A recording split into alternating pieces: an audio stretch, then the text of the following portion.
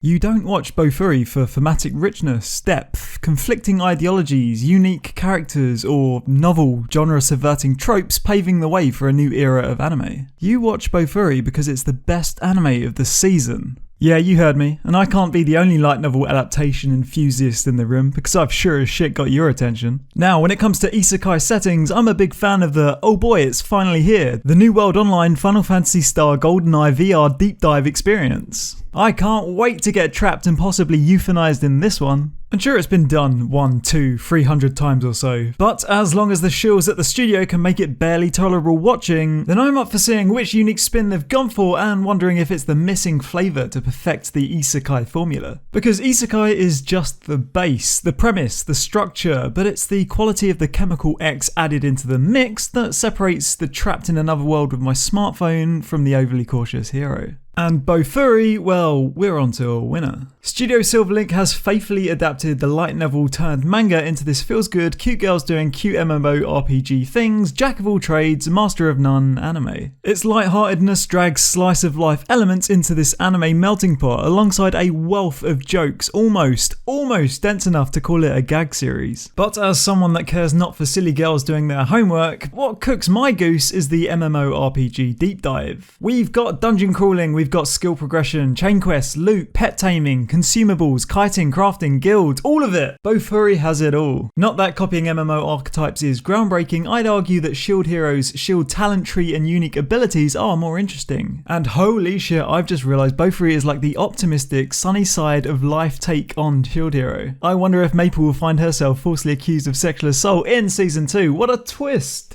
But I digress. Cheery and joyful is the overall vibe of Bofuri. There's adversity in spades, and although Maple is hecka strong, in the early to midway through the show, I'd argue there is still a decent amount of tension with her tougher battles. And speaking of those higher build fight scenes, the animation is pretty tight. Like a respectable 7 on the unlimited budget works scale. So good job, Silverlink. The character designs are memorable, and I appreciated the changing of armor sets both for the variety of illustrations and for the practical aspects of differing stats and perks. There were some fantastic hand-drawn backgrounds, and the use of 3D wasn't particularly jarring. Being a light novel isekai adaptation I hadn't heard much about, I had expected the visuals to get shafted, but found myself pleasantly surprised. I felt the OST uninspired and the OP and ED forgettable, whilst having spoiler territory details being flaunted. Kind of annoying, but nothing new. Though these few flaws are almost negligible, as you'll be lost in Maple and Sally's adventure from beginning to end. Shocked at how polished and refined the show is for what seems like a throwaway storyline. Make sure you watch Bofuri, as it's the best show of the season.